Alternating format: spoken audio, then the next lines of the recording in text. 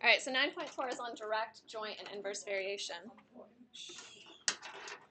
All right, so I told you I'd have a story time for this. So here's what I think of when I think of direct and inverse variation.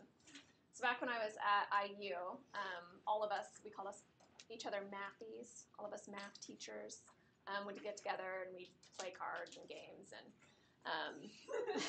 in this case, we ate cookie dough. I didn't eat cookie dough, but a friend of mine saw that another friend who's a really good baker, she had a giant bowl, like a huge mixing bowl full of cookie dough in her fridge that she was going to bake up later. And so he said, hey, can I have some of that? And she says, yeah, eat as much as you want. So it became his goal that he was going to eat the whole thing of cookie dough in that one sitting. Yeah. So throughout the night, he is starting to feel kind of ill, but he's like determined to eat this whole thing of cookie dough, which we all think is ridiculous. So he eats and eats and eats, and then the next morning he calls me and says, hey, I'm really sick.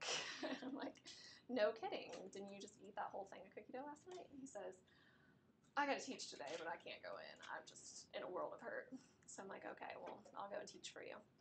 So the lesson that our two classes was teaching was direct and inverse variation. So his class, we started joking about direct and inverse variation, and we said the more cookie dough he ate, the worse he felt, right? So the more of one value, the more of the other value. That's called direct variation. Okay, inverse variation. Inverse variation is when it's like the more of something, the less of something. So the less cookie dough in the bowl, the more his stomach hurt. You could say that. That's like inverse variation. So we started like laughing, and someone brought up the doctor scale. Did you guys ever go to the doctor? Yeah. I don't know. When you go to the doctor, if you're like hurt, so if you have a broken arm or whatever, I don't know, there's a scale, and it's the dumbest scale I've ever seen. So on one of them, there's like a smiley face. And this one says 0, so 0 pain. So this is like the happiest. Woo, I'm so happy. All right, and then there's like, 3 where, I'm still kind of happy. Oh, they do it even when you're having a baby, apparently. So I got that scale as well. Yeah. All right. Then there's like, I'm not feeling so great. So maybe that's like a 7. And then like the 10. Have you guys seen this? This is like 10. He's like the most angry, I'd say steeper. Ah. And he's got tears. And I don't know, he looks like maybe he fell off a cliff. All right, so that's like the angriest one. That's like 10. All right, so we said the more cookie dough he ate, the higher his number on this little doctor scale was. Okay, makes sense? Can you guys think of more direct, joint, and inverse? Well, not joint. We haven't talked about that yet. But direct or inverse variation. So real life examples. So think of something where one value goes up, the other value goes up.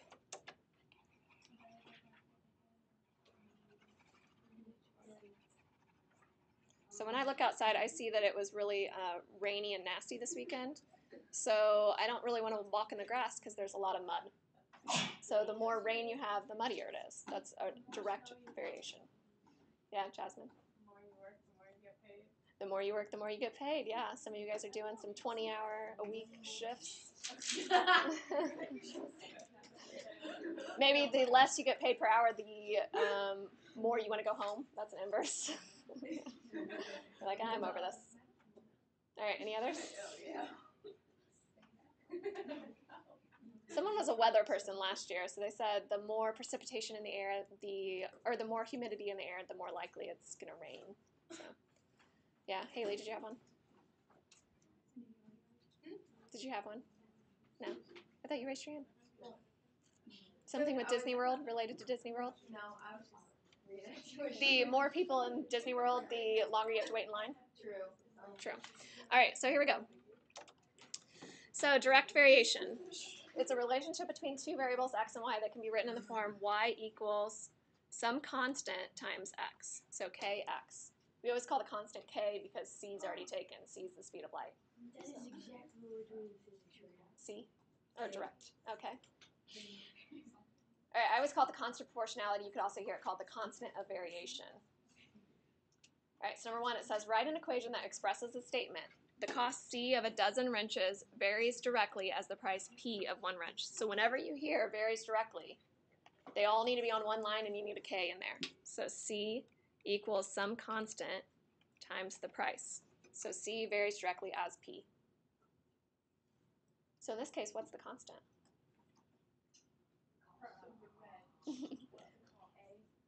I heard Noah say it. What was it? 12. Why is it 12? A dozen wrenches. So you think that if each wrench costs $2, then the total cost would be $24 for a dozen wrenches, right? So your constant in that case was 12. Noah reads the question, apparently. All right, suppose that M varies directly as Z. So whenever you see that M equals some constant times Z, you were given numbers this time. You said M equals 120 when Z equals 15. Divide by 15 on both sides. So you get K equals 8. Okay, this is a constant. It's the same throughout your problem. So whenever you're talking about this M and Z, K is always going to be 8. So here's your new equation. So I sometimes call this the direct variation equation for this problem. Okay, so anytime I wanted to find another number, say I wanted when M is equal to 200, then you can find what Z is. Okay, so that's what number 3 is. So number 3 says the terminal velocity of a parachutist is directly proportional to the square root of his weight. All right, so we're going to let terminal velocity be V, and square root of weight, we'll let weight be W. Okay, so what's my direct variation equation?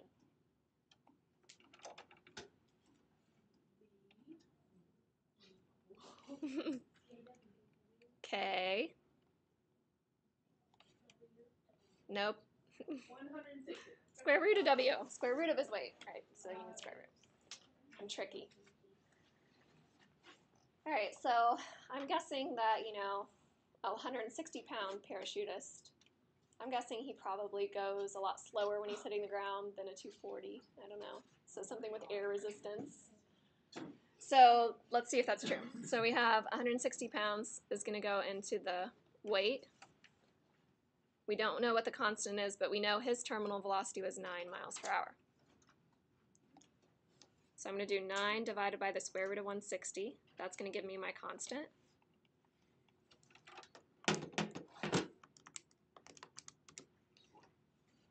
So when I do that, oh, not 40. Yeah, that'd be 1,600.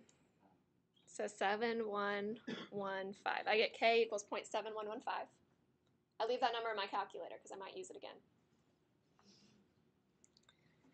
So it says, what is the terminal velocity of a parachutist weighing 240 pounds?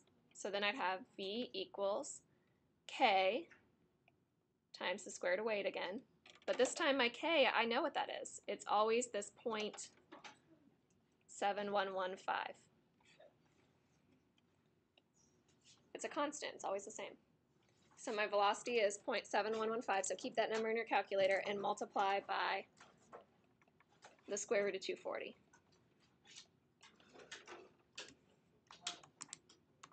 Somewhere around 11, so 11.023 miles per hour. Okay, so a little bit faster.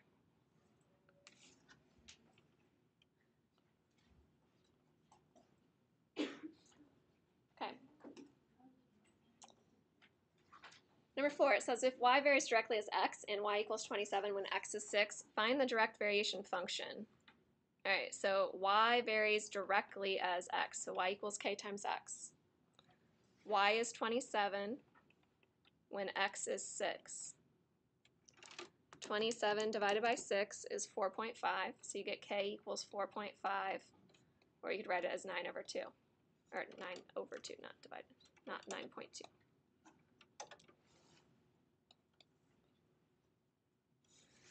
Okay, so my direct variation function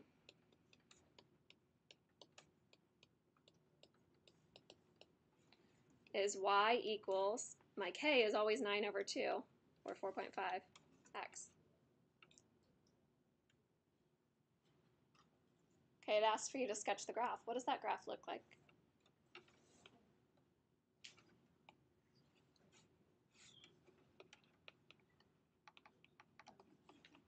Is it a parabola? Is it a cubic function? It's a line, right? Y equals mx plus b. Your y-intercept is 0, so it starts at 0, 0. It goes up 9, right 2.